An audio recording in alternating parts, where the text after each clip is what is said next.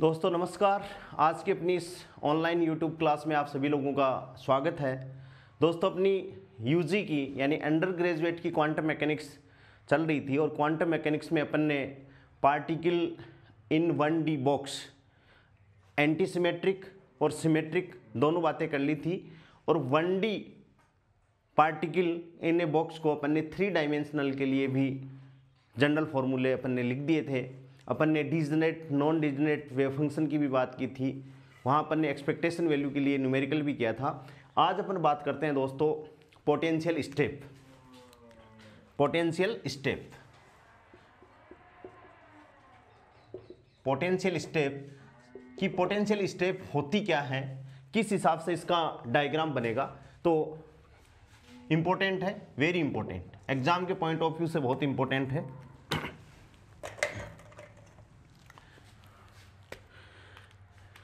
देखिए potential step अपन कहेंगे किसे, तो इन potential step potential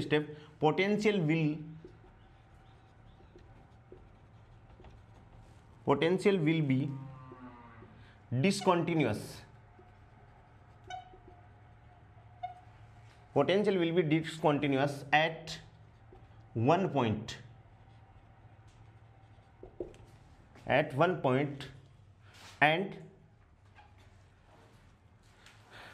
And finite discontinuity is available.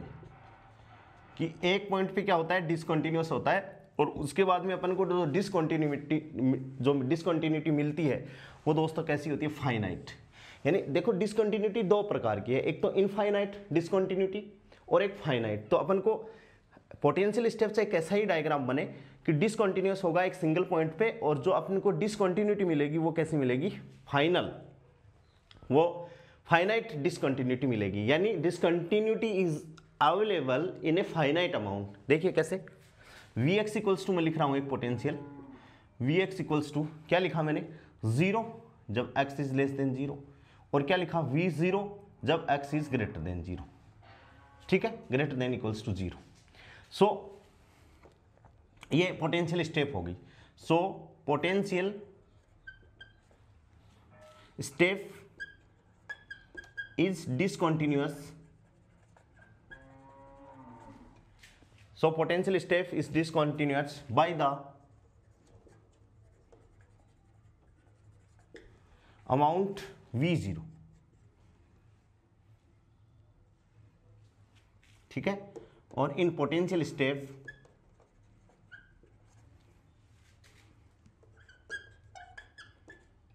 Vx is non-zero for large space. कि large space के लिए V0 की वैल्यू क्या होती है, नॉन जीरो होती है। यानी Vx इज नॉन जीरो का मतलब है कि भाई इसकी वैल्यू है वो लार्ज स्पेस के लिए कितनी होती है, V0 होती है। ठीक है, अभी अपन डायग्राम बनाएंगे। ये क्या होगी, पोटेंशियल स्टेप। समझ गए बात को। अब देखो ये पोटेंशियल बैरियर कब बनता था, ये पोटेंशियल स्टेप होगी और यही पोटेंशियल बैरियर बनेगी। कैसे, potential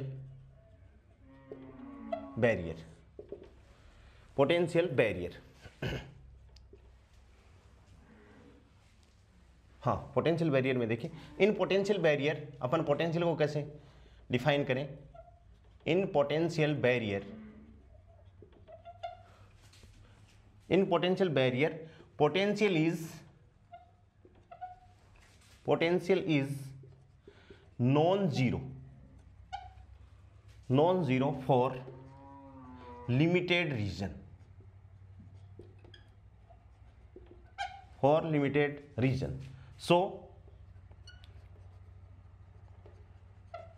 so there are more than one discontinuous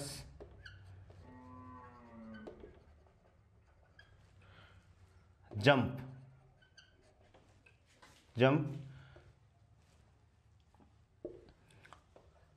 one at x बराबर 0 and another एट एक्स बराबर एल, दो जंप हो गए। तो इसको अपन लिखें, कैसे लिखें कि वी एक्स, कैसे कि V x equals to V zero, कब, जब एक्स की वैल्यू क्या हो, जीरो और एल के बीच में हो, और जब जीरो हो तब क्या हो, अदरवाइज। तो ये तो है जंप। जंप का मतलब कैसे, जैसे ऐसे, इस हिसाब से, ये x इक्वल्स टू जीरो और ये x बराबर एल, ऐसे जंप हो। और पोटेंशियल स्टेप में जैसे ये है तो ये वैल्यू, ये v0 कब तक, x इज ग्रेटर देन 0 तक ये v0 रहेगा, दैट इज पोटेंशियल स्टेप। और ये ऐसे जंप हो, इसमें और भी जंप हो सकते हैं, ये हो गए, ये हो गए, ऐसे जंप हो सकते हैं, ऐसे जंप हो सकते हैं। तो ये है पोटेंशियल बैरियर, तो पोटेंशियल स्टेप। तो सबसे पहले अपन ने ये देखा कि भाई पोटेंशियल स्टेप के लिए तो पोटेंशियल कैसे लिखा जाएगा इन द मैथमेटिकल फॉर्म। तो अपन ने माना इन potential step potential will be discontinuous, potential discontinuous है, डिसकंटिन्यूटी है, लेकिन फाइनाइट डिसकंटिन्यूटी है। ये मैंने पीछे एक्सप्लेन किया है फाइनाइट और इनफाइनाइट डिसकंटिन्यूटी क्या होती है ग्राफ में। यदि V x equals to zero, x is less than zero, और वी जीरो जब x is greater than equals to zero, यानी बड़ा है और बराबर है, तब ये वी जीरो है। So potential step is discontinuous by the amount V zero, fixed amount है V zero. In potential step V x is non zero for large values, कि देखो लार्ज वैल्यूज के लिए क्या है, ये नॉन जीरो है, ठीक है। पोटेंशियल बैरियर में क्या है कि डिसकंटिन्यूटी जो है वो एक से ज्यादा है, मोर देन वन डिसकंटिन्यूटी, कहने का मतलब फ्लक्चुएशन, जंप आ रहे हैं, ठीक है। अब देखिए पोटेंशियल स्टेप को अपन ग्राफिकली कैसे रिप्रेजेंट कर रहे हैं। एक बार मैं इसका मैथमेटिकल एक्सप्लेनेशन नहीं कर रहा, पहले मैं इसका कर रहा हूं ग्राफिकल एक्सप्लेनेशन, कि भाई पोटेंशियल स्टेप को अपन ग्राफ में कैसे डिनोट करें, कैसे उसका वेव फंक्शन अपन लिखें, किस हिसाब से वेव कैसे ऑपरेट होगी। तो देखिए पोटेंशियल स्टेप की अपन बात कर रहे हैं, तो मैं मिटा दे रहा हूं इसको, या ऐसे ही देखिए पोटेंशियल स्टेप, यहां देखिए पोटेंशियल स्टेप क्या होगी, पोटेंशियल स्टेप होगी, ठीक है। ये पोटेंशियल स्टेप अपन ने मैथमेटिकल कैसे लिखते हैं ये अपन ने पढ़ लिया, ये पोटेंशियल बैरियर कैसे लिखते हैं ये अपन ने पढ़ लिया, ठीक है। अब पोटेंशियल स्टेप को अपन ग्राफिकली कैसे रिप्रेजेंट करें, तो देखिए कि ये वी एक्स है और ये एक्स, ठीक है भाई, ये किस में है, वी एक्स, और ये ग्राफ किस में है, एक्स में है, ठीक है, डिस्टेंस है, और इधर भी ये डिस्टेंस है। अब अपन बात कर रहे हैं कि मैंने ये v0 ये बना दिया, दिस इज v0, क्या बना दिया, v0 बना दिया, ठीक है भाई। और यहां पर मैंने टोटल एनर्जी लिख दी कि ये टोटल एनर्जी है, E, क्या लिख दी मैंने, टोटल एनर्जी। ये रीजन है वो फर्स्ट रीजन है और ये रीजन है वो सेकंड रीजन, ठीक है। Vx और x में ये ग्राफ है, ठीक है, और ये मैंने लाइन खींच दी, यानी ये x इक्वल्स टू जीरो है। तो ये जो वैल्यू आ गई पोटेंशियल की, डेफिनेट वैल्यू आ गई, ये क्या है, पोटेंशियल स्टेप को शो कर रहा है। किसको शो कर रहा है दोस्तों, पोटेंशियल स्टेप को शो कर रहा है। अब मैं इसका वेव फंक्शन लिख रहा हूं, देखिए ध्यान से, इसमें आप वेव फंक्शन आप लिखोगे तो यहां तो v इक्वल्स टू क्या है, v0, और यहां v की वैल्यू क्या है दोस्तों, जीरो है, v की वैल्यू क्या है यहां पर, जीरो। यानी दोनों रीजन के लिए अपन बात करें तो यहां क्या है, पोटेंशियल एनर्जी ज्यादा है, यानी v0 क्या है, ज्यादा है। तो इसका मैं पहले रीजन के लिए वेव फंक्शन लिखना चाहूं तो psi equals to, psi 1 equals to a, ठीक है, e to the power kx plus b e to the power minus kx। क्यों, क्योंकि ये क्या है, यहां ये केस है v0 का मान e से बड़ा है, और v0 का मान यदि e से बड़ा है तो क्या होगा कि भाई या तो पोटेंशियल इंक्रीजिंग ऑर्डर का या पोटेंशियल डिक्रीजिंग ऑर्डर का। ये मैं पहले ही बता चुका हूं कि अपन वेव फंक्शन कैसे लिखेंगे। ये अपनी जो श्रोडिंगर इक्वेशन होती है वो सेकंड डिफरेंशियल या सेकंड ऑर्डर डिफरेंशियल इक्वेशन है, तो ये अपन ने वेव फंक्शन लिखा है किसमें, या तो इंक्रीजिंग होगा या डिक्रीजिंग होगा।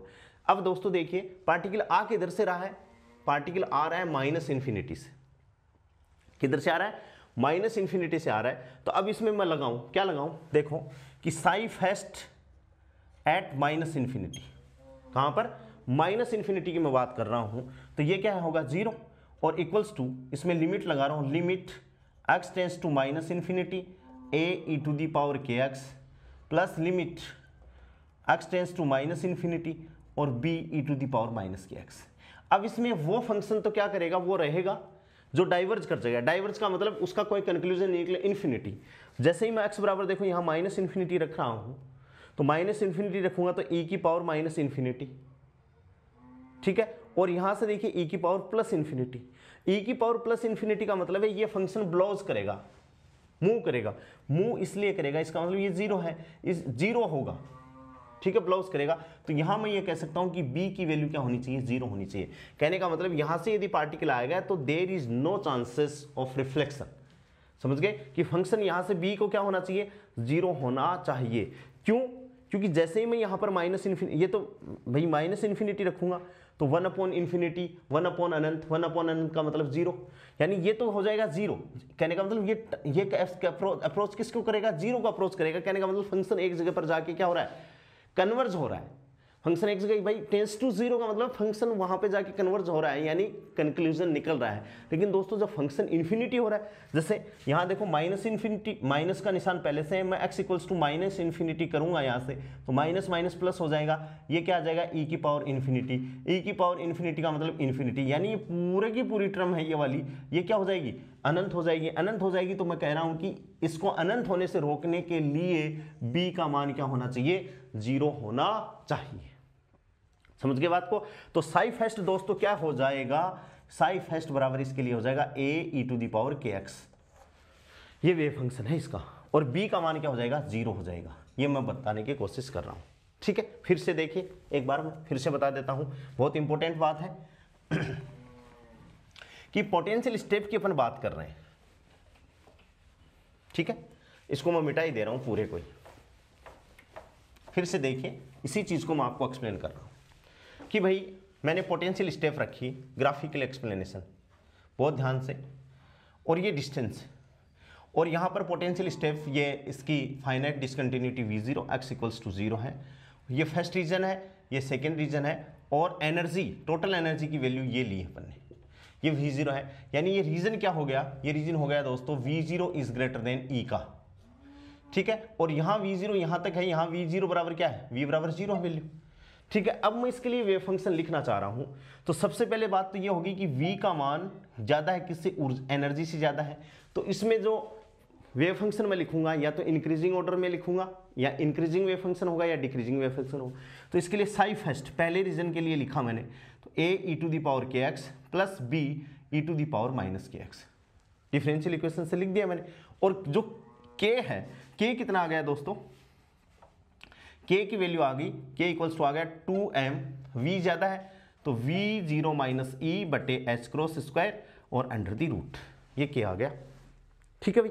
अब फंक्शन आ कहां से रहा है, मतलब पार्टिकल आ कहां से रहा है, माइनस इन्फिनिटी से आ रहा है। तो मैं देख रहा हूं कि माइनस इन्फिनिटी पे, तो अनंत पे मेरा वेव फंक्शन क्या है, psi first at infinity equals to क्या है, 0 बराबर, इसमें अपन लगाएं तो लिमिट देखिए x tends to minus infinity a e⁻kx plus limit x tends to minus infinity b e⁻−kx। ध्यान से देखना, बहुत अच्छे से समझनी है बात को।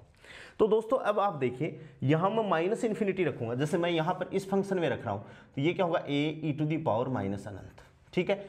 a इसको मैं क्या लिख सकता हूं, e⁻अनंत, और e⁻अनंत का मतलब a⁻अनंत, यानी इसका मतलब क्या होगा, ये 0 है। यानी फंक्शन ये वाला क्या है, टेंस टू इन्फिनिटी कर रहे हैं, तो दिस इज कन्वर्ज, एक पर्टिकुलर रिजल्ट पे ये जा रहा है कि टेंस टू 0।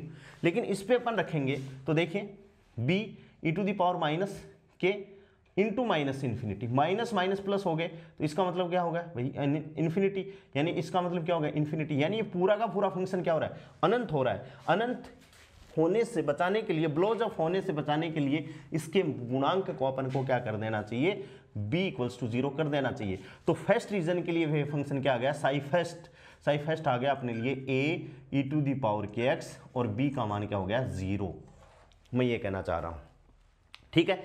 जैसे ही साई सेकंड में आ गया, साई सेकंड में तो पोटेंशियल एनर्जी है ही नहीं, पोटेंशियल एनर्जी है नहीं, इसका मतलब E ज्यादा है, E ज्यादा है तो वेव फंक्शन कैसा होगा, ऑसिलेटिंग टाइप का होगा। तो साई सेकंड में लिखना चाहूं तो देखिए बहुत अच्छे से समझ में आ गई होगी बात आपको।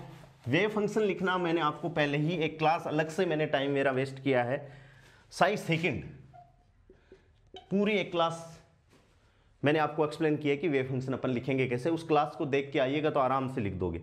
साई सेकंड मेरे को है, तो साई सेकंड में दोस्तों बात क्या है, पोटेंशियल एनर्जी तो है ही 0, v0 बराबर 0 है, तो इसका वेव फंक्शन अपन क्या लिखेंगे, c e⁻k1x plus d e to the power minus iota k1x। ठीक है भाई, लिख दी। अब यहां क्या है, यहां देखो पार्टिकल जब यहां से आ गया, पार्टिकल यहां आया तो पार्टिकल कैसे आएगा भाई, पार्टिकल ऐसे आएगा, इस हिसाब से आएगा भाई, इंक्रीजिंग, केवल यही तो बचा। तो इसका ई टू दी पावर एक्स का यानी इंक्रीजिंग, यानी वेव फंक्शन ऐसे हुआ, फिर ओसिलेटिंग। तो अब पार्टिकल को वापस रिफ्लेक्ट होने के लिए दीवार ही नहीं है, पार्टिकल तो आगे चलता जाएगा। तो सीधी सी बात है, इसमें क्या होना चाहिए, डी बराबर 0 होना चाहिए, सीधी सी बात है। यानी ये क्या हो गया, E is greater then V, potential energy ज्यादा है तो वेव फंक्शन कैसा होगा, ओसिलेटिंग नेचर। ये कैसी नेचर है दोस्तों, ओसिलेटिंग। वेव फंक्शन की नेचर कैसी है, ओसिलेटिंग नेचर है। ठीक है, और यहां क्या होना चाहिए, D बराबर यहां 0 होना चाहिए। तो साई सेकेंड इक्वल्स टू दोस्तों क्या हो गया, C e to the power iota k1x, और k1 की वैल्यू कितनी होगी, 2me upon h cross square under the root, ये हो गया k1। ठीक है, तो ये पोटेंशियल स्टेप। अब वेव फंक्शन कैसा होगा भाई, वेव फंक्शन यहां से आएगा, कैसे, जैसे ऐसे गया और उसके बाद भी ऐसे ओसिलेटिंग टाइप, और चलता जाएगा। क्या होगा, चलता जाएगा। ये क्यों ओसिलेटिंग, क्या है, E is greater then V होने के कारण, और ये इंक्रीजिंग, इंक्रीजिंग का मतलब है क्या होने के कारण भाई, नो रिफ्लेक्शन। यहां पर लिख सकते हैं there is no reflection, there is no reflection, तो D इक्वल्स टू क्या है, 0। रिफ्लेक्शन नहीं है तो D का मान क्या है, 0 है। समझ गए, यहां केवल क्या गया, C कोफिशिएंट है, आइटा k1 इंटू एक्स, और k1 की value 2me upon H cross square, और यहाँ k की वैल्यू कितनी होगी, 2mv0 minus e upon H cross square. ये फर्स्ट में है और ये सेकंड में। समझ में आ गई बात, ये पोटेंशियल स्टेप है, उसका अपन ने वेव फंक्शन कैसे लिखा, ये बात मैं एक्सप्लेन कर रहा हूँ। b इक्वल्स टू 0 क्यों आया और d इक्वल्स टू 0 क्यों आया, ये भी आपको समझ में आ गया होगा। अब देखिए आगे अपन बात करते हैं कि पोटेंशियल स्टेप अलग भी हो सकता है, कैसे हो सकता है भाई। हाँ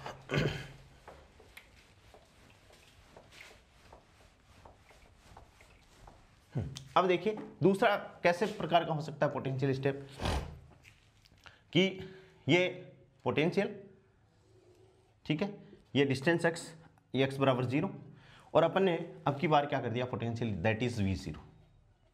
ये पोटेंशियल क्या हो गया, V0 हो गया, और जो एनर्जी है वो क्या है, ये एनर्जी क्या दे दी, ये दे दी।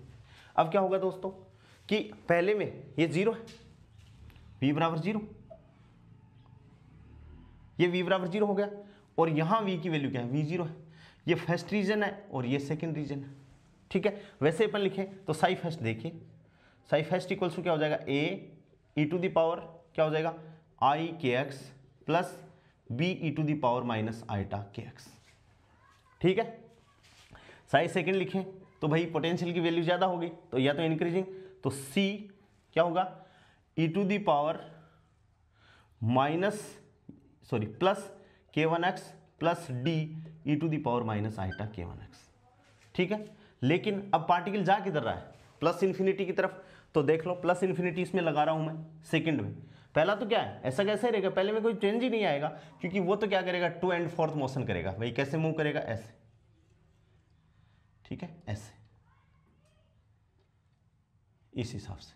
और इसके बाद में अब ब्लो जब ऐसे तो जा नहीं सकता, तो ऐसे जाएगा ही, ऐसे जाएगा, तो कौन सी टर्म, ये वाली टर्म तो आनी चाहिए, ये वाली टर्म तो आनी चाहिए, और ये वाली क्या होनी चाहिए, टेंस टू 0। तो अपन कैसे इसको 0 कैसे करें, तो ये भी एक कंसेप्ट है। क्या है कि पार्टिकल जा किधर है, प्लस इन्फिनिटी की तरफ, प्लस इन्फिनिटी की तरफ है, तो अपन लगा दें इसमें साई सेकंड कहां पर, एट एक्स बराबर प्लस इन्फिनिटी बराबर क्या है, 0। इसमें लिख दें लिमिट बराबर limit x tends to plus infinity c e to the power k1x, और plus limit x tends to plus infinity d e to the power minus k1x। तो देखो फंक्शन कौन सा ब्लोज अप हो रहा है, पहला वाला ब्लोज अप हो रहा है, यानी ये क्या होगा, तो इसका कोफिशिएंट क्या हो जाएगा, c बराबर क्या हो जाएगा, इंप्लाइज c बराबर क्या हो जाएगा, 0, और ये वैल्यू पड़ी रहेगी। तो c second, psi second equals to क्या आ गया दोस्तों, d e to the power minus k1 into x, और k1 की वैल्यू क्या है, k1 वही है। ठीक है, तो यहां मैं लिख देता हूं, क्या लिख देता हूं कि भाई ये c, एक अपन ने c बराबर 0 किया था, अभी अपन ने b बराबर 0 किया था, तो अपन ये कह सकते हैं, यहां मैं लिख देता हूं कि डाइवर्ज यदि कोई फंक्शन करता है, डाइवर्ज वाला एग्जिस्ट नहीं करेगा, ये आपको याद रखना है कि यदि कोई फंक्शन डाइवर्ज कर रहा है, डाइवर्ज का मतलब going to infinity plus infinity, तो वो होगा डाइवर्ज वाला, एग्जिस्ट नहीं करेगा। और सीधी सी बात है, कौन सा एग्जिस्ट करेगा? कन्वर्ज वाला एग्जिस्ट करेगा, कि जो कन्वर्ज हो रहा है यानी टेंस टू जीरो आ रहा है, वो क्या करेगा? एग्जिस्ट करेगा, और इसका वेव फंक्शन क्या हो जाएगा? ऐसे वेव फंक्शन हो जाएगा। ठीक है, यानी धीरे धीरे धीरे जैसे जैसे डिस्टेंस बढ़ती जा रही है, एक्स टेंस टू इन्फिनिटी की तरफ मूव कर रहा है, देन पार्टिकल पाए जाने की जो वेव फंक्शन है वो भी क्या है? Tends to zero. समझ में आ गई? ये जो मैंने दोनों एग्जांपल लिए हैं, चाहे इधर करो, चाहे इधर कर लो, चाहे इधर कर लो, ये दोनों ही क्या है? पोटेंशियल स्टेप के पोटेंशियल है। तो आप लोग इससे कंफ्यूज नहीं हो कि मैंने किताब में तो ये पढ़ा था, अब तो यहाँ आ गए। कैसे भी हो, पोटेंशियल स्टेप है वो। समझ गए क्या बात को? ये मैंने आपको लिखा दिया। ठीक है, वेव फंक्शन कैसे? तो यहाँ c बराबर 0, तो सेकंड पार्ट के लिए वेव फंक्शन ये हो गया, और फर्स्ट पार्ट के लिए वेव फंक्शन ये हो गया। ठीक है, अब अपन इसका मैथमेटिकल ट्रीटमेंट करते हैं। देखिए, बहुत अच्छे से समझना है।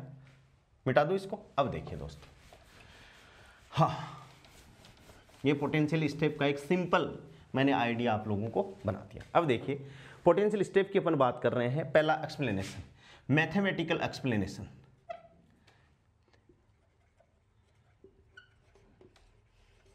एक्सप्लेनेशन, मैथमेटिकल एक्सप्लेनेशन अपन कर रहे हैं। कैसे? ध्यान से देखिए, ये पोटेंशियल स्टेप है।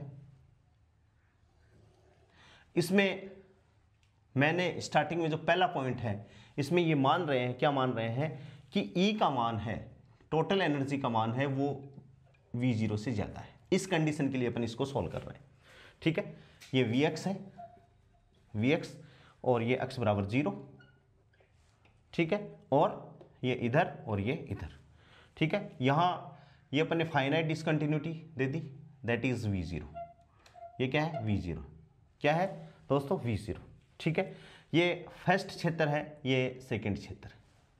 ठीक है, ये पोटेंशियल V बराबर 0 है, और यहाँ पोटेंशियल V बराबर V0। और अपन ने एनर्जी कहाँ पर मान ली? एनर्जी अपन ने एनर्जी x ये मान ली कि एनर्जी ये E है। समझ गए बात को? ये फाइनाइट डिसकंटिन्यूटी है। E का मान यानी कुल एनर्जी का मान V0 से ज़्यादा है। V0 क्या है? पोटेंशियल है, फाइनाइट डिसकंटिन्यूटी। एक रीजन फर्स्ट है जिसमें V का मान 0 है, और इस रीजन में कहाँ तक अपन को पता नहीं, इन्फिनिटी का। अदरवाइज तो ये क्या है? V equals to 0। ठीक है, अब इसको मैं पोटेंशियल लिखना चाहूँ तो इसको मैं क्या लिख सकता हूँ? Vx इक्वल्स टू, देखिए ध्यान से, V बराबर 0 कब? जब x की वैल्यू लेस देन 0, 0 से छोटी है। ठीक है, और V इक्वल्स टू V0 जब x की वैल्यू ग्रेटर देन है और 0 से बड़ी है, बराबर भी है यहाँ और बड़ी भी है। तो ये क्या हो गया? मैंने एक पोटेंशियल लिख दिया, दैट इज पोटेंशियल स्टेप हो गई। और इसके लिए केस अपन क्या कंसिडर कर रहे हैं कि E का मान है वो पोटेंशियल एनर्जी V0 से ज़्यादा है। ये केस अपन डिस्कस कर रहे हैं। ठीक है, अब इसको श्रोडिंगर इक्वेशन अपन लिखें तो श्रोडिंगर इक्वेशन देखिए, डबल डिफरेंशिएशन इक्वेशन है। तो पहले क्षेत्र के लिए मैं लिख रहा हूँ, पहले रीजन के लिए, पहले क्षेत्र के लिए क्या लिखूँ? d2 psi first upon dx square plus k1 square into psi 1 psi first. x का कॉम्बिनेशन करना चाहो तो x का कॉम्बिनेशन अपन कर लें, that is function of x, that is function of x equals to 0। इसका मतलब ये इक्वेशन नंबर 1, और here k1 equals to, k1 माना अपन ने, तो that is 2me upon h cross square. ठीक है दोस्तों, ऐसे ही सेकंड क्षेत्र के लिए, सेकंड रीजन के लिए अपन श्रोडिंगर इक्वेशन लिखें सेकंड के लिए। सेकंड का मतलब ये वाला, तो यहाँ पर d2 Sai second x upon dx square और प्लस k2 स्क्वायर।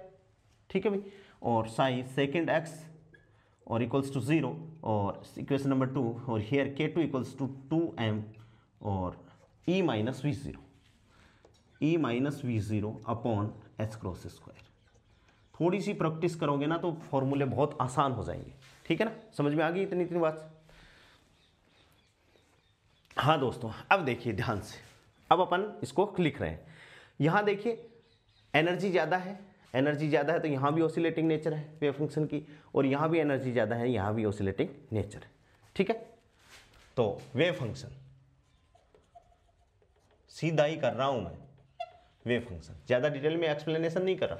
तो वेव फंक्शन में लिखूँ तो साई फर्स्ट इक्वल्स टू, देखिए कोफिशिएंट आप अपनी इच्छा से लिख रहे हो तो क्या हो गया? a e to the power iota k1 into x, क्योंकि भाई E is greater than V0 है, तो wave function E is greater than V0, तो कैसी नेचर होगी, ओसिलेटिंग। और ओसिलेटिंग मैंने आपको बताया है चार ही प्रकार के, साइन के x, cos k x, e to the power iota k 1x या e to the power minus, चार प्रकार के oscillating, psi first plus B e to the power minus iota k 1 into x. ये equation हो गया, कौन सा equation, equation number 3। ठीक है, ऐसे ही साई सेकंड का अपन लिखें तो साई सेकंड इक्वल्स टू दोस्तों क्या हो गया, C e to the power iota k 2 into x, ये भी ओसिलेटिंग है, plus D e to the power minus iota k 2 into x, इस इक्वेशन नंबर 4। ठीक है, अब दोस्तों ध्यान से आप देखिए कि पार्टिकल यहां से इधर जा रहा है और इधर से चला गया, तो यहां तो रिफ्लेक्शन की पोजीशन है, there is the probability because there is a barrier potential step, यहाँ पोटेंशियल यहाँ भी से भी तो पार्टिकल आ सकता है, लेकिन इसके बाद में यहाँ से आगे यदि पार्टिकल निकल गया तो वहाँ उसके लिए रिफ्लेक्शन के लिए है ही नहीं। इसका मतलब क्या हो गया, रिफ्लेक्टिंग जो सेकंड वेव फंक्शन है उसका डी कोफिशिएंट क्या होगा, 0, because there is no chance for reflection. तो मैं लिख देता हूँ हियर, चूंकि d इक्वल्स टू 0, क्यों है भाई, बिकॉज देयर इज नो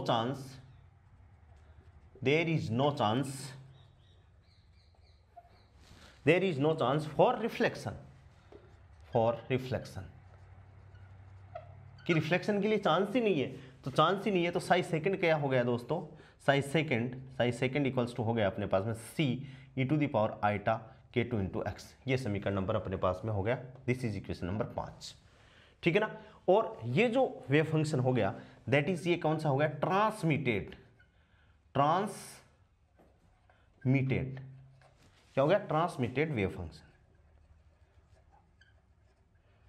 ठीक है, और ये क्या है, इंसिडेंट, इसमें इंसिडेंट में ये तो इंसिडेंट हो गया, that is reflected because there is a probability, कुछ न कुछ इसकी क्या होगी, प्रायिकता होगी कि भाई कुछ न कुछ ये होगा। ठीक है, अब अपन को पोटेंशियल स्टेप है, अपन को निकालना क्या होता है, रिफ्लेक्शन कोफिशिएंट। तो यहां से देखिए रिफ्लेक्शन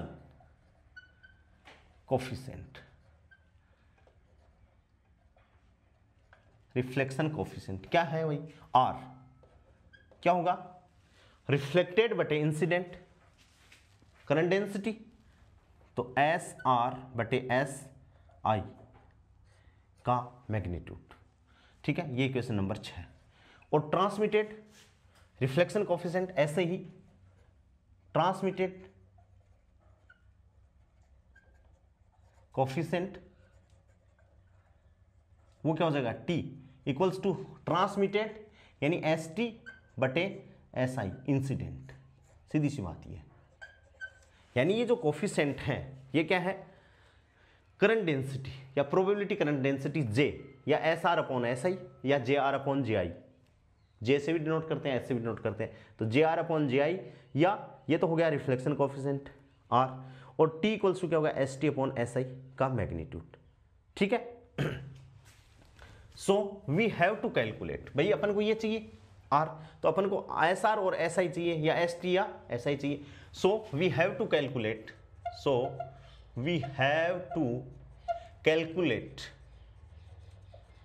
करंट डेंसिटी। तो अपन को क्या करनी पड़ेगी, करंट डेंसिटी कैलकुलेट करनी पड़ेगी। करंट डेंसिटी का फॉर्मूला आप जानते ही हो भाई, S इक्वल्स टू क्या होता है, iota H cross upon 2m। ठीक है, साई स्टार एक डायमेंशन के लिए तो del psi upon del x minus psi del psi star upon del x. ठीक है, और अपन जानते हैं ऐसे वेव फंक्शनों के लिए अपन ने लिखी है, तो देखिए एस आई तो क्या होगी भाई, इंसिडेंट क्या है, ये है, तो इसका ही अपन करेंगे एस आई के लिए, तो ये क्या हो जाएगी भाई, H क्रॉस K1, भाई ये K1 है बटे M, ऐसे आती है वेव, और क्या हो जाएगा मॉडुलस ऑफ A स्क्वायर, भाई यहाँ एम्पलीट्यूड क्या है A स्क्वायर। ऐसे ही एस आर रिफ्लेक्टेड क्या हो जाएगी, H क्रॉस K1 बटे M, ध्यान देना ये रिफ्लेक्टेड है, तो H क्रॉस K1 बटे मॉडुलस ऑफ B स्क्वायर। कहाँ से कैलकुलेट करेंगे, इस फॉर्मूले से कैलकुलेट करेंगे, ये आएगी, ये आएगी, ऐसा ही आ गई, SR आ गई। ठीक है, तो ये क्या हो गया, ये तो क्या है भाई, इंसिडेंट करंट डेंसिटी, इसको मैं लिख रहा हूं इंसिडेंट करंट डेंसिटी, बहुत ध्यान से। ठीक है, और ये क्या होगी भाई, रिफ्लेक्टेड करंट डेंसिटी, क्या होगी, रिफ्लेक्टेड या रिफ्लेक्शन करंट डेंसिटी बोल सकते हैं अपन, क्या बोल सकते हैं, रिफ्लेक्शन करंट डेंसिटी, क्या बोल सकते हैं, रिफ्लेक्शन करंट डेंसिटी, इसको अपन बोल सकते हैं। ऐसे ही एस टी बराबर एच क्रॉस, अब देखो इसमें के क्या है, K2 है, क्योंकि अपन टी की बात कर रहे हैं जो उसमें चलेगा, that is transmitted wave function है। तो ट्रांसमिटेड वेव फंक्शन से ट्रांसमिटेड करंट डेंसिटी अपन को निकालनी है। तो ट्रांसमिटेड करंट डेंसिटी क्या हो जाएगी, h cross K2 upon m, particle है और इसके डायमेंशन यानी एम, ये क्या होगी, ट्रांसमिटेड करंट डेंसिटी। ये क्या होगी दोस्तों, ट्रांसमिटेड करंट डेंसिटी, ये क्या होगी, ट्रांसमिटेड करंट डेंसिटी अपने पास में आ गई। बहुत अच्छे से समझ गए होंगे। ये ग्राफ है, इसको ऐसे रिप्रेजेंट करते हैं। फिर ये इक्वेशन लिख ली अपन ने, श्रोडिंगर इक्वेशन, ये लिख दी, ये लिख दी, ये डिफरेंशियल इक्वेशन है। तो सारे अपन जानते हैं कि डिफरेंशियल इक्वेशन का सॉल्यूशन ई ज़्यादा है तो इसका नेचर ऑसिलेटिंग टाइप का होगा, ये लिख दिया, ये लिख दिया। सेकेंड पार्ट में there is no chances of reflection of the particle, therefore D equals to 0, psi second आ गया। फिर अपन को रिफ्लेक्शन कोफिशिएंट निकालने हैं, ट्रांसमिटेड कोफिशिएंट निकालने के, भाई पार्टिकल की कितनी प्रोबेबिलिटी तो ट्रांसमिट होती है और कितनी आगे मूव कर जाती है।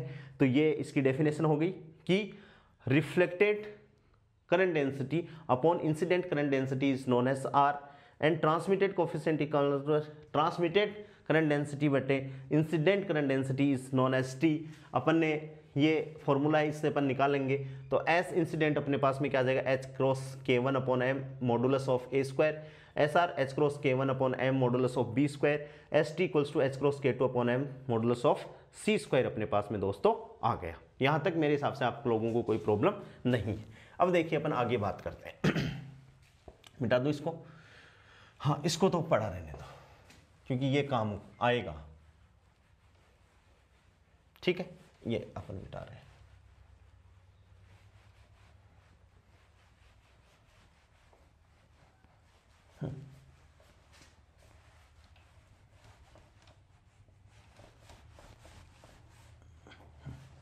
अब दोस्तों नाउ अब अपन एस आई एस आर और एस टी की वैल्यू कहाँ पुट करेंगे, आर इक्वेशन नंबर 6-7 में पुट करेंगे, ठीक है ना।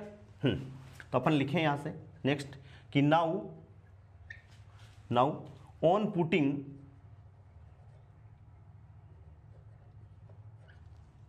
Putting of value S I S R and S T, then we can get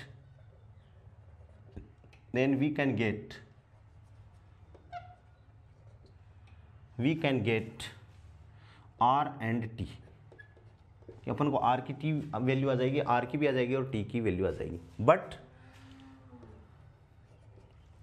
but these are not actual value, कि वो एक्चुअल वैल्यू नहीं होंगी। क्यों नहीं होंगी, actual value of R and T actual value नहीं होंगी। क्यों, because A comma B and C are arbitrary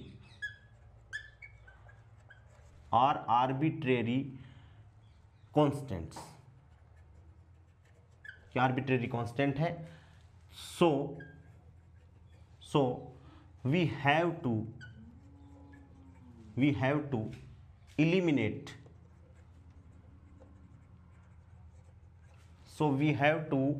eliminate these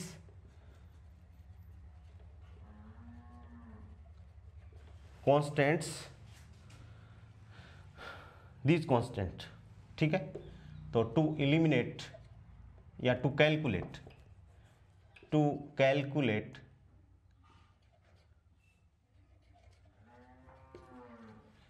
the value of A comma B and C, we use boundary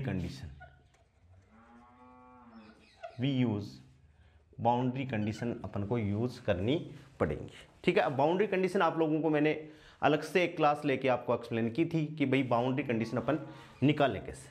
ठीक है दोस्तों, तो अपन बात कर रहे हैं एट एक्स बराबर 0। भाई फाइनाइट डिसकंटिन्यूटी है तो एट एक्स बराबर 0 बाउंड्री कंडीशन अपन जानते हैं एक्स बराबर 0, साई फर्स्ट बराबर Sai second.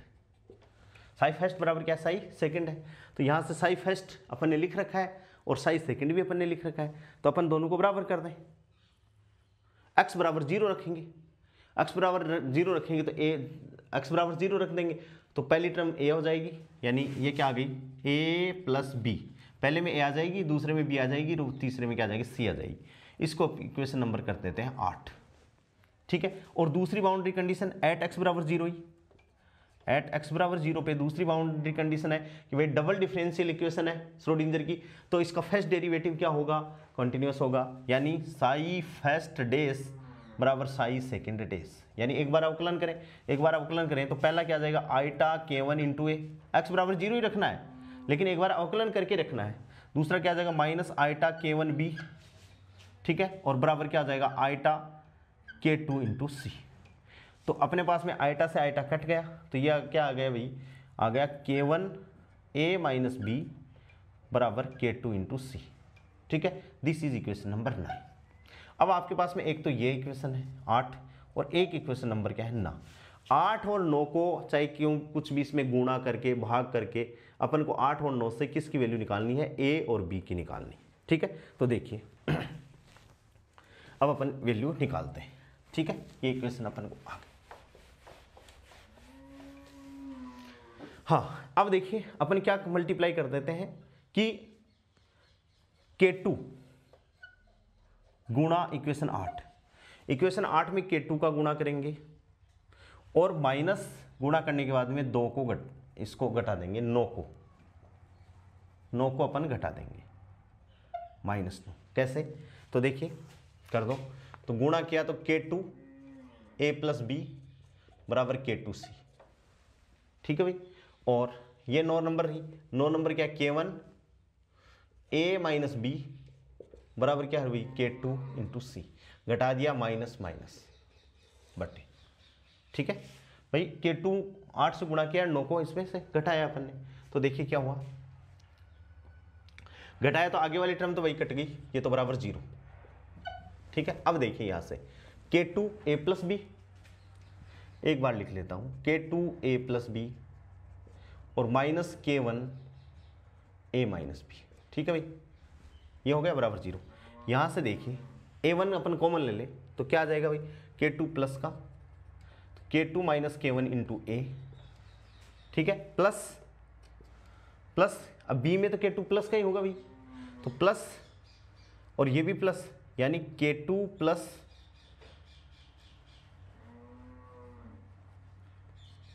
k2 plus k1 into B बराबर क्या हो गया 0, यानी k2 माइनस k1 इंटू ए और k1 प्लस k2 b बराबर 0, दोनों 0 है। पक्षांतरण करेंगे तो पक्षांतरण करेंगे, एक तरफ माइनस आएगा तो इस माइनस में देखो इसको अपन कैसे रिमूव, इस k2 माइनस k1 इसको अपन लिख लेते हैं k1 माइनस k2, क्योंकि पक्षांतरण करेंगे तो भाई दूसरी तरफ जाएगा ये, और ये k1 plus k2 into B. ठीक है, अपन को आ गया, एक अपने पास में आ गया। अपन को क्या चाहिए था, b अपॉन ए चाहिए था, किसके लिए, r के लिए। तो दोस्तों यहीं से अपन निकाल देते हैं। देन r बराबर क्या है भाई, r बराबर है, r जो रिफ्लेक्शन कोफिशिएंट था वो क्या है, r की अपन बात करें तो S R upon S I, तो S R upon S I, और S R upon S I का मतलब क्या हो गया, दोनों सेम ही है, दोनों का k1 है, तो यहां से ये हो गया बी स्क्वायर बटे ए स्क्वायर।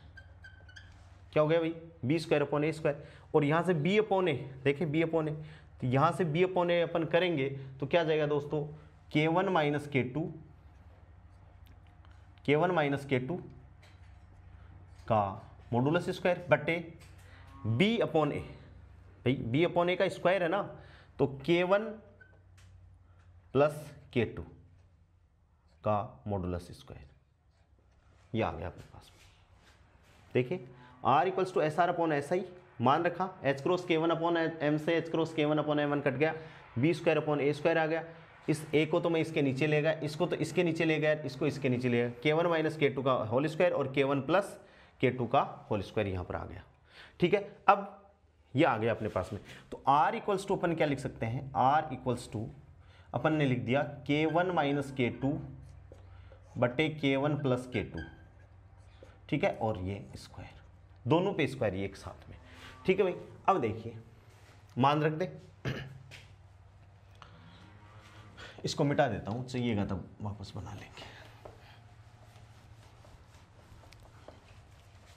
देखिए मान रखा तो r बराबर, ध्यान से r बराबर k1 का मान रखा, तो k1 का मान क्या है भाई, 2me upon H cross square under the root. ठीक है भाई, और माइनस 2m, ई तो ज़्यादा है ही, तो ई का मान क्या हो जाएगा, e माइनस v0 बटे H cross square under the root बटे r बराबर वो प्लस में 2me upon H cross square under the root और plus 2m e minus v0 बटे H cross square under the root. ठीक है, और ये क्या आ गया, एस स्क्वायर आ गया, क्या आ गया, स्क्वायर आ गया। जो भी चीज़ कांस्टेंट है वो बाहर आ जाएंगी, दोनों ऊपर से बाहर आ जाएंगे, नीचे से बाहर आ जाएंगे, कट जाएंगी। क्या हुआ, तो r बराबर अपने पास में क्या आ गया, रूट ई, ऊपर से तो इसमें रूट ई बचा, माइनस इसमें क्या बचा, e माइनस v0 बचा, और ये अंडर द रूट बटे स्क्वायर है ही, तो स्क्वायर है लगा देंगे, रूट ई और प्लस e माइनस v0। बस एक अंतर है कि ऊपर ये स्क्वायर। ठीक है, ये इक्वेशन आपको याद रखना है, रटना है। इक्वेशन नंबर क्या आ गया, 10।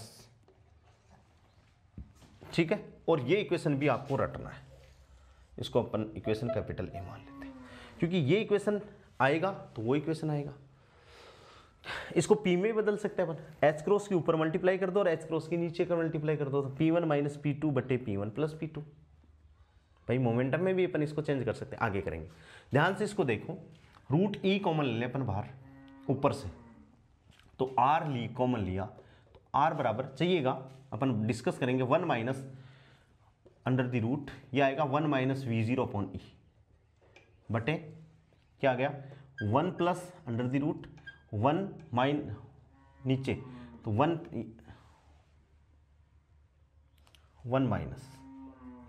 1 माइनस v0 अपॉन ई। ठीक है, और ऊपर का ये क्या हो गया, स्क्वायर हो गया।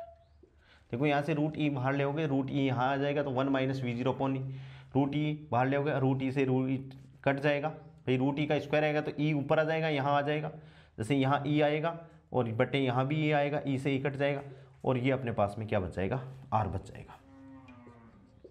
वेरी मोस्ट इंपॉर्टेंट फॉर्मूला, ये अपन को चाहिएगा। अब अपन ने ये वैल्यू किसकी निकाल दी, आर, यानी रिफ्लेक्शन कोफिशिएंट की वैल्यू अपन ने निकाल दी, किसके लिए, पोटेंशियल स्टेप के लिए। अब यही वैल्यू अपने पास में 8 और 9 इक्वेशन है। ठीक है, अपन ने किसके लिए निकालनी है भाई, अपन को टी भी कैलकुलेट करना है, तो अपन क्या करें, अब वही काम अपना। तो अब देखिए मैं इसको मिटा देता हूँ, यहाँ तक आपको समझ में आ गई होगी बात कि आर की वैल्यू अपन ने कैसे कैलकुलेट करनी, बहुत अच्छे से समझ में आ रहा होगा। ठीक है दोस्तों, हो सकता है कि आज तक आपने ऐसा किया ही नहीं हो, देखिए बहुत अच्छे से समझ में आ रही है। हाँ, अब अपन बात कर रहे हैं कि भाई अपन को क्या रिमूव करना है, तो अब इक्वेशन अपन क्या करें, इक्वेशन 8 में, इक्वेशन जो 8 है उसमें k1 का मल्टीप्लाई करें और उसको इक्वेशन 9 के साथ में जोड़ दें। Equation 8 multiplied by k1 and equation 9 में उसको जोड़ दें। ठीक है, तो 8 इक्वेशन कौन सी है, ये है, तो k1 का मल्टीप्लाई कर दें, तो देखिए k1 इंटू ए प्लस k1 इंटू बी बराबर k1 इंटू सी बटे ये रहा, तो ये क्या है भाई, k1 into A minus k1 into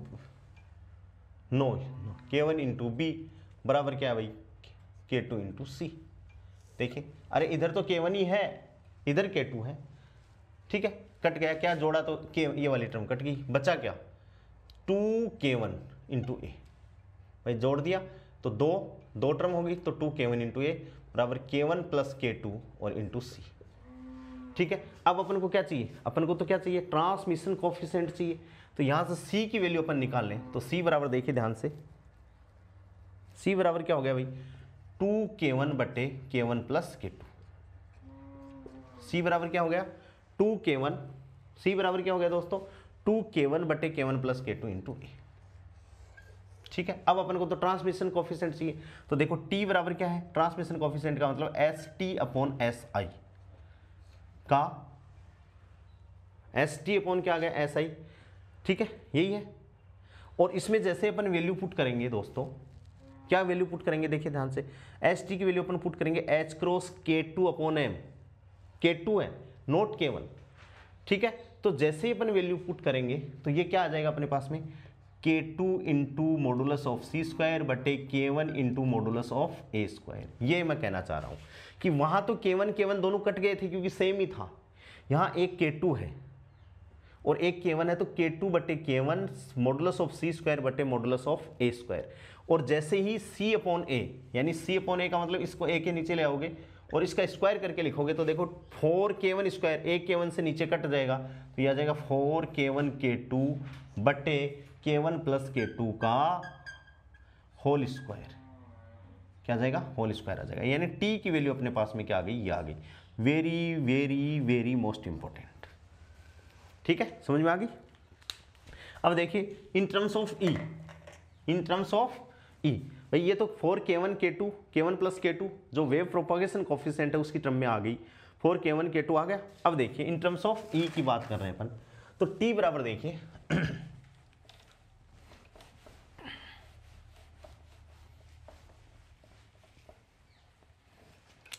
हाँ, t बराबर अपने पास में क्या आ गया दोस्तों, t इक्वल्स टू, तो k1 की वैल्यू पता है आपको। देखो अब k1 की वैल्यू अपन लिखें तो 2me upon H cross square, इसकी अपन को पता ही है। ठीक है, तो दोनों को नीचे वाली जो कांस्टेंट है उनको तो काट ही दें अपन।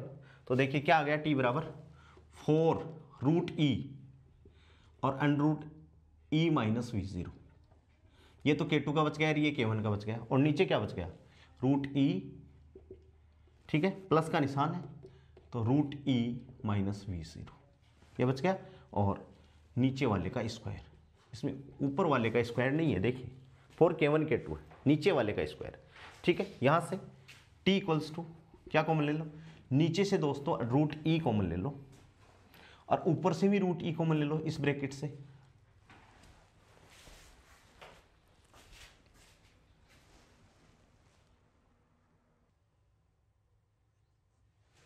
तो देखिए 4 root E under the root E minus वी0 और root E plus root E minus वी0, तो ऊपर से ई कॉमन ले लीजिए यहाँ से, तो रूट ई इंटू रूट ई क्या हो जाएगा, ई हो जाएगा, और नीचे से अपन रूट ई कॉमन लेंगे तो ये स्क्वायर में है तो ये ई हो जाएगा, ई से ई दोस्तों क्या हो जाएगा, कट जाएगा। तो क्या आ जाएगा, 4 रूट 1 माइनस वी0 अपॉन ई बटे क्या आ जाएगा भाई 1 प्लस, ठीक है, और अंडर द रूट 1 माइनस वी0 अपॉन ई, ये आ गया, और नीचे वाले का स्क्वायर। ये आपको टी जो आपका ट्रांसमिशन जो ट्रांसमिटेंस जिसे अपन बोलते हैं वो कोफिशिएंट है, और इसको अपन इक्वेशन नंबर कितना देंगे, 11 दे देंगे। ऐसे अपन ट्रांसमिटेड कोफिशिएंट कैलकुलेट करेंगे। ये अपन को और याद रखना है, रटना है, आर भी रटना है और ये भी रटना है, ये भी इंपॉर्टेंट है इन terms of k1 k2 and so on. अब देखिए दोस्तों इन जो चार इक्वेशन आई तो P1 यानी मोमेंटम में अपन कैसे लिख सकते हैं, ये जो चारों इक्वेशन आई तो इनको मोमेंटम में अपन लिखें तो देखिए वी कैन आल्सो राइट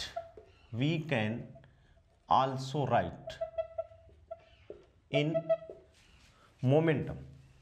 कैसे, R की वैल्यू अपन देखें तो R इक्वल्स टू क्या है, k1 माइनस k2 बटे k1 प्लस k2 का मॉडुलस स्क्वायर।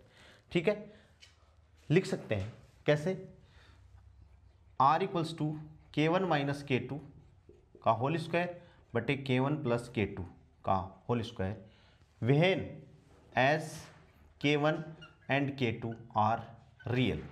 यदि ये रियल होंगे तो अपन ऐसा लिख सकते हैं, और यदि ये हैं तो इन मोमेंटम फॉर्म क्या भाई, P इक्वल्स टू क्या है, एच क्रॉस के मोमेंटम में, तो R इक्वल्स टू क्या हो गया, P1 माइनस P2 का होल स्क्वायर बटे P1 प्लस P2 का होल स्क्वायर, और T इक्वल्स टू रख दें इसमें एच क्रॉस के, तो P1 P2 4P1 P2 बटे क्या हो जाएगा, P1 प्लस P2 का whole square, P1 plus P2 का होल स्क्वायर। इसको इक्वेशन 12A और 12B, ये मोमेंटम फॉर्म में क्या आ गए आपके R और T आ गए। अपने पास में इक्वेशन 10 और 11 भी आ गया। अब इतनी देर तो अपन ने मैथमेटिक्स की थी, अब अपन दोस्तों क्या करेंगे, अब इक्वेशन 10 और 11 से फिजिक्स कि भाई फिजिक्स क्या कह रही है। ठीक है, बहुत अच्छे से अपन ने इसको अपन ने एक्सप्लेन किया है, बहुत अच्छे से आपको याद रखना है ये सारे के सारे फॉर्मूले।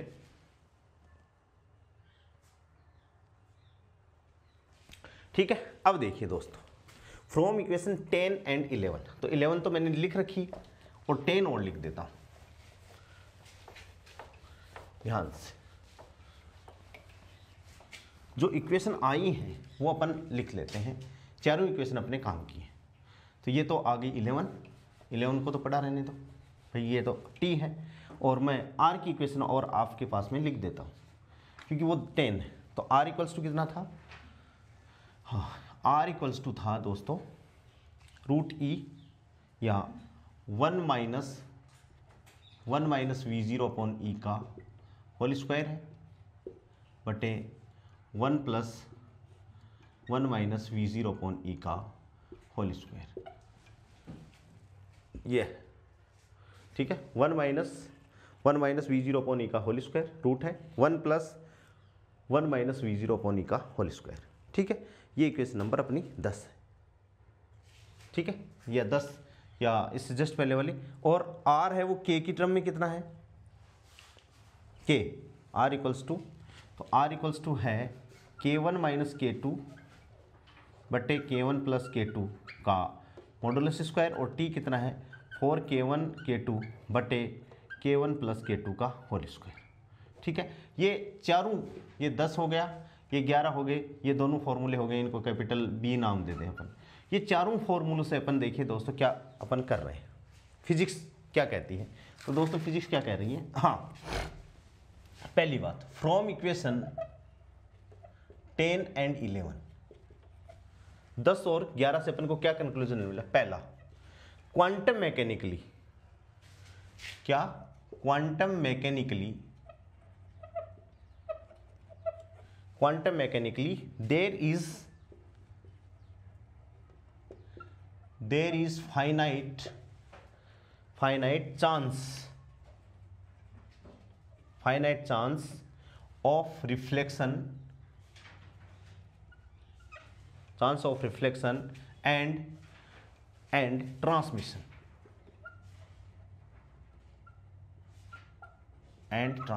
क्वांटम मैकेनिकल क्या कहता है कि पार्टिकल पोटेंशियल स्टेप से रिफ्लेक्ट होके भी आएगा और उधर भी जाएगा। ठीक है भाई, पोटेंशियल स्टेप जो अपन ने बनाई थी, ये अपनी वाली पोटेंशियल स्टेप, तो पार्टिकल इधर आएगा और इधर भी जाएगा, यानी रिफ्लेक्शन की भी पोजीशन है उसके पास में भाई। एनर्जी क्या है, E इज ग्रेटर देन 1, ऐसे है एनर्जी ग्रेटर देन 0 है। तो पार्टिकल क्या है कि इधर जैसे मूव करता है, इधर आएगा भी और इधर जाएगा भी, यानी रिफ्लेक्शन वापस भी क्या होगा, रिफ्लेक्ट होके जाएगा। क्वांटम मैकेनिक्स तो ये कहती है। ठीक है, क्लासिकल क्या कहती है, यानी क्लासिकली क्या कहता है, there is 100% chance of transmission. Classical क्या कहती है कि 100% चांस है वो ट्रांसमिशन के ही, ठीक है ना, यानी नो रिफ्लेक्शन, कि रिफ्लेक्शन है ही नहीं, नो रिफ्लेक्शन। ठीक है, नेक्स्ट बात क्या है, if E approximate equals to किसके है, V0 के इक्विवेलेंट है, देन यहां से देखिए E बराबर क्या हो जाए, V0 हो जाए।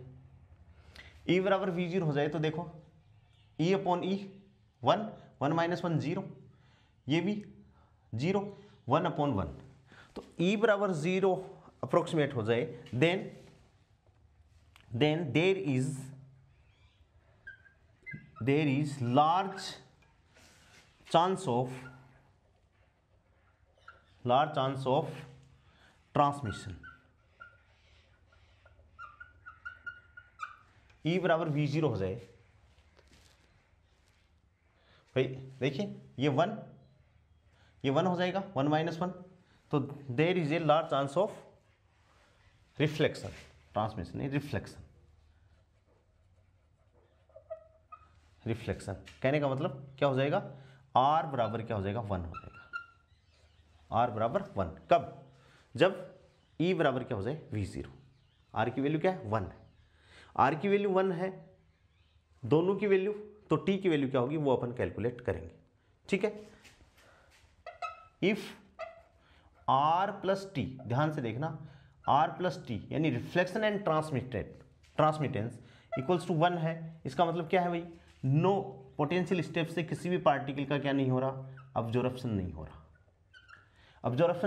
और इसका मतलब क्या है, पार्शियल, इंपॉर्टेंट है, partial reflection on and partial transmission. Reflection भी होगा और ट्रांसमिशन भी होगा। ठीक है ना, इफ R प्लस टी बराबर 1, ठीक है, इफ R प्लस टी बराबर 1 है, इसका मतलब क्या है, नो ऑब्जॉर्प्शन यानी R की भी कुछ वैल्यू है, T की भी वैल्यू है, तो अपन कहेंगे partially reflection and partially transmission. ये भी पूछा गया है एग्जाम में। R प्लस टी बराबर 1, R की वैल्यू दे देता है, T की पूछता है तो 1 माइनस R। ध्यान रखना बात को, R प्लस टी बराबर 1 है, तो कई बार T की वैल्यू दे देता है, R पूछ लेता है, तो R प्लस टी बराबर 1, तो यहां से आप माइनस करके, और यदि दोस्तों इसमें R प्लस टी का मान क्या आ जाए, if R plus T is less then 1 आ जाए, एक से क्या आ जाए, ये संख्या कम आ जाए, तो इसका मतलब क्या है, इफ देयर इज ऑब्जर्प्शन। कहने का मतलब है पार्टिकल को कहीं न कहीं किसी न किसी तरीके से क्या हुआ है, ऑब्जर्प्शन हुआ है। ठीक है, तो ये बात अपन को ध्यान में रखनी, समझ गए बात को, ये इस बात को अपन ध्यान में रखेंगे। ठीक है, अब दोस्तों देखिए मैं ग्राफ बना रहा हूं, इसको मैं मिटा दे रहा हूं, आप अच्छे से ध्यान से, कि क्वांटम मैकेनिकली कोई चांस है रिफ्लेक्ट भी होगा, ट्रांसमिट भी हो जाएगा।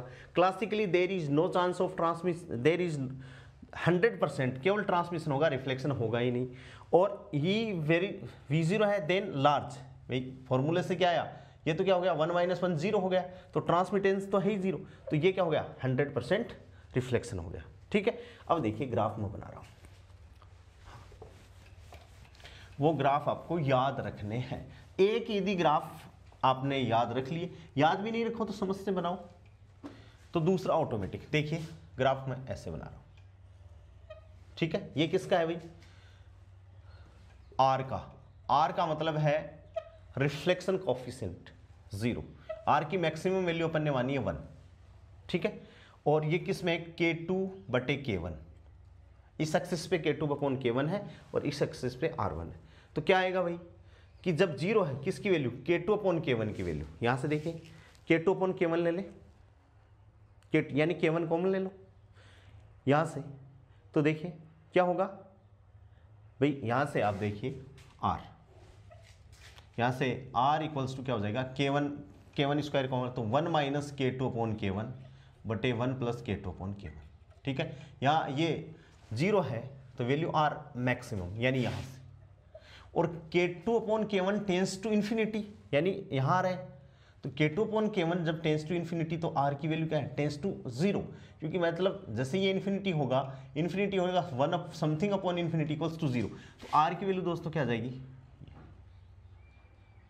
ठीक है, R की वैल्यू आ गई। अब देखिए R, इसके नीचे मैं बना रहा हूं किसका, बहुत इंटरेस्टिंग ग्राफ आ रहे हैं दोस्तों, आज तक हो सकता है कि आपने सोचा ही नहीं हो ऐसा, ये T ट्रांसमिशन, ठीक है, ये O किस में है भाई, K2/K1 में ही आएगा ग्राफ, K2/K1।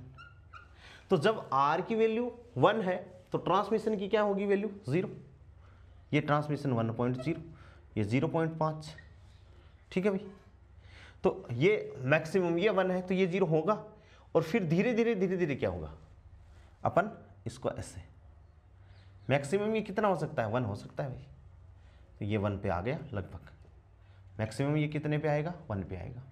ये मैक्सिमम कहाँ पे आ गया, 1 पे आ गया। और ये वैल्यू क्या हो जाएगी इसकी, 1 हो जाएगी, K2 अपॉन K1। ठीक है, ये तो किस में, K2 अपॉन K1 में, या एक में भी आप डिनोट कर सकते हो। ये ट्रांसमिशन का आ गया, ट्रांसमिशन का ग्राफ आ गया। ठीक है भाई, K2 अपॉन K1 ये हो गया। अब ये तो किस में आ गया, R और T किस में, K2 अपॉन K1 में। अब एनर्जी की अपन बात करें, देखिए दोस्तों एनर्जी का ग्राफ बना हुआ है आपके पास में, हाँ R का बना रहा हूं,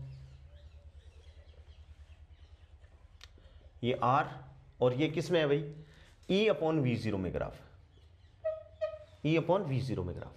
ठीक है, ये अपन ने मान लिया 1 कि ये 1 का मतलब है कि ये E अपॉन V0 1 हो जाता है, तो 1 हो जाता है तो E अपॉन V0, तो या V0 अपॉन E 1 माइनस 1, ये तो क्या हो गया, 1 हो गया भाई। कहाँ तक, जब तक ये 1 होता है तब तक R की वैल्यू क्या होगी, 1 होगी। ये लो R की वैल्यू क्या होगी, 1 होगी, सीधी सी बात है। ये 1.0 है, ये R है। और उसके बाद में क्या होगा, उसके बाद में यदि वैल्यू ज़्यादा निकल गई भाई, 1 से ज़्यादा होगी, 1 से ज़्यादा होगी तो नीचे देखो ये 1 से वैल्यू ज़्यादा हो गई, 1 से तो 1 के पास में आएगी, तो नीचे वाली वैल्यू क्या हो जाएगी, ज़्यादा होने लगेगी। कहने का मतलब R की वैल्यू क्या होने लगेगी, डिक्रीज होने लगेगी, यानी यहाँ से इसके बाद में R की वैल्यू डिक्रीज होने लगेगी, E अपॉन V0 का रेशियो बढ़ेगा तो।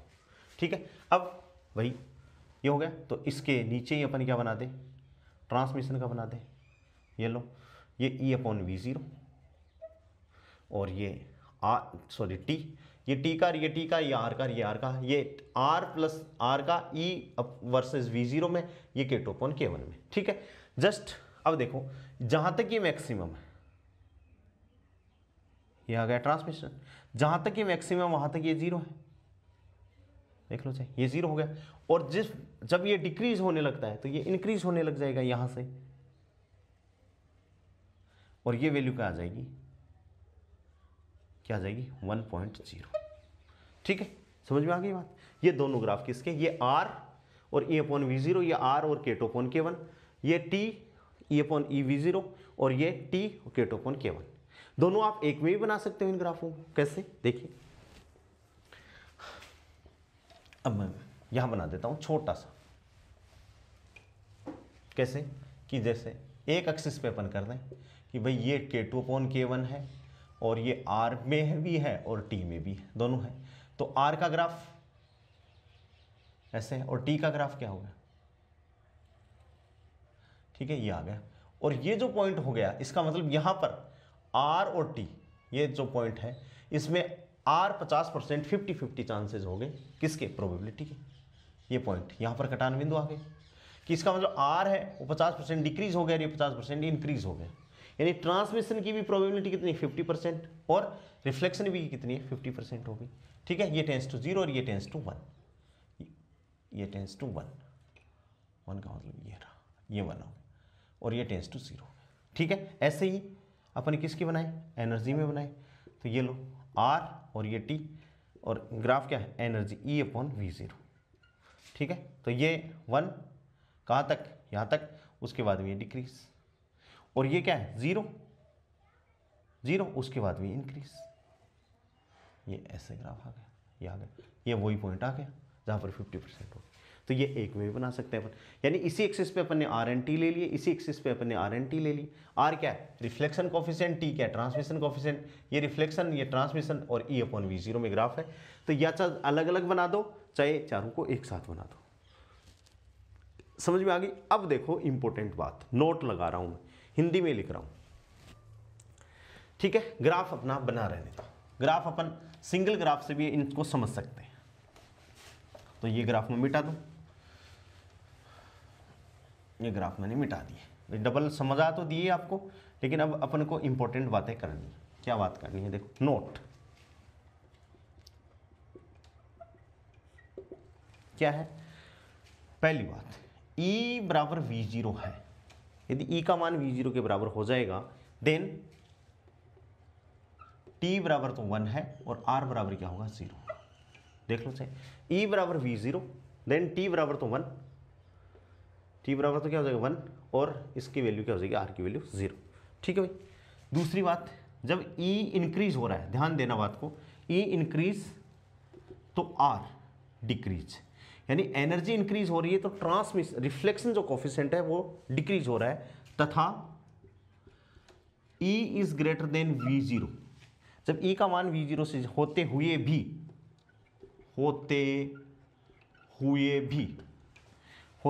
भी reflection E greater than V0 है, फिर भी रिफ्लेक्शन होते हुए भी reflection probability have finite value,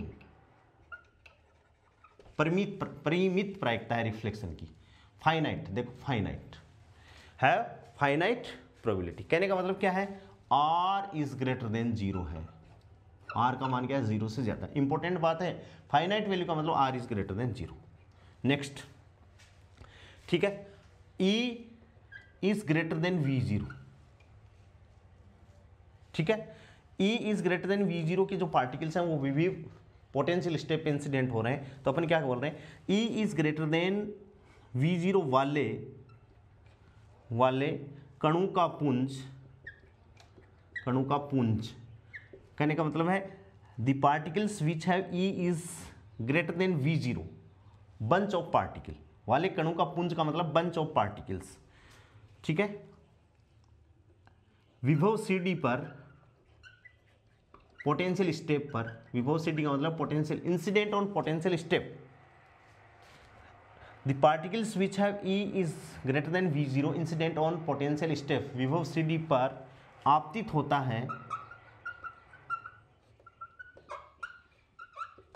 होता है, तब इनमें से कुछ कण E is greater than V0 होते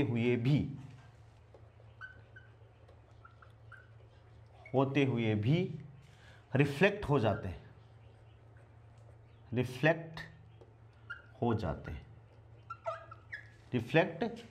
हैं, अतः पोटेंशियल स्टेप से परावर्तन के कारण, पोटेंशियल स्टेप से परावर्तन के कारण इसे विभव रोधिका के कारण इसे विभव रोधिका, पीएन डायोड में भी अपन पढ़ते हैं पोटेंशियल बैरियर, विभव रोधिका भी कहते हैं। क्या कहते हैं भाई, परावर्तित हो गए यानी टकरा कर वापस आ गए तो इसको अपन पोटेंशियल स्टेप को क्या कहेंगे, विभव रोधिका। ध्यान से, E is greater than V0 वाले कणों का पुंज यानी bunch of particles which is incident on the potential step having energy E is greater than V0, तब इनमें से कुछ कण यानी small bunch of particles reflected from the potential step, therefore we can say that कि the potential step is known as विभव रोधिका potential barrier, ठीक है। नेक्स्ट अपन बात क्या कर रहे हैं, ऊपर वाला मिटा देता हूं या ये मिटा देता हूं, चलो समझ तो गई। नेक्स्ट बात क्या है, यदि E is very very greater than V0, E का मान क्या है, V0 से ज्यादा हो तो K1 बराबर क्या हो जाएगा, K1 अप्रोक्सीमेट इक्वल्स टू क्या हो जाएगा, K2, ठीक है ना, एंड R अप्रोक्सीमेट क्या हो जाएगा, 0 प्राप्त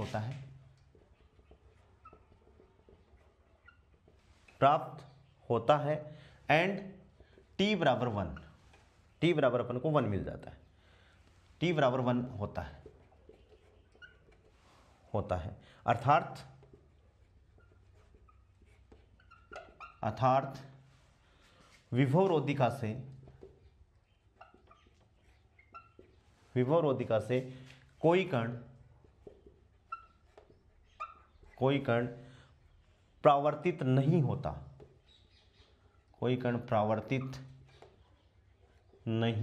होता, बल्कि